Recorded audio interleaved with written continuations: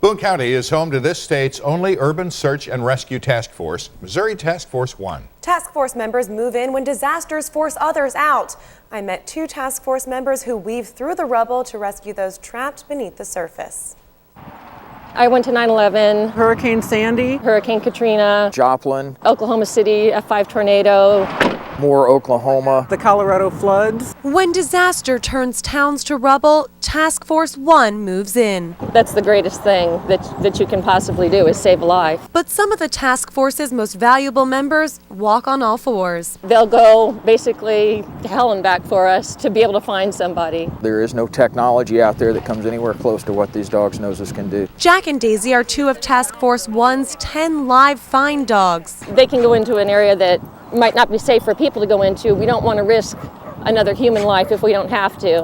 Good job! In those devastating events where all you really see is debris, they're working off of their noses and that scent of that live human scent. So it could be an individual that's covered up that's not readily identifiable to us, but they can pick right up on it and hone us right in on a target. In order to become a certified live find canine, the dogs have to pass tests for directability, Down.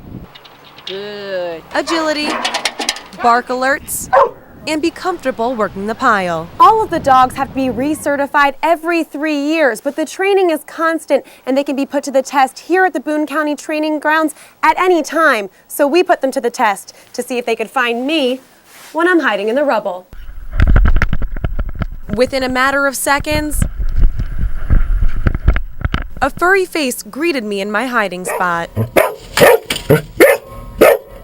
Time and time again, the dogs easily found us. They're not your typical pet, they're not your typical tool to where you have to keep them locked away, you know, and only brought out to do this job, and they actually live with us and enjoy it. But it's a tough job. The search dogs often have to retire after just a few deployments. This environment's really hard on their joints and their bones, and we have a lot of orthopedic injuries. I've had a couple of dogs that have gone out on medical disability and retired early. To show appreciation for the canine team members, a dog is among the responders sculpted in Volunteer Plaza outside Boone County Fire Headquarters. I think it just shows that element, that canine element, is truly a member of the team.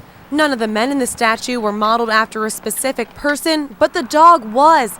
His name was Hawk, and he was Kathy Schultz's first dog with the task force. It's like seeing him again. It's kind of nice. We learned a lot together and had that bond. And then being able to go to 9/11 was pretty remarkable. For Task Force 1, their tools, He enjoys this job a lot. but for their handlers, their travel buddies, companions, and heroes. More than anything, it's us helping other people and knowing that all that hard work is put to good use. And in addition to the live find search dogs, the task force also has human remains detection dogs. They come in after the initial responses try to recover victims from the scene, and that is, of course, to give the victims' families some closure. So very important roles that they play. I would say so.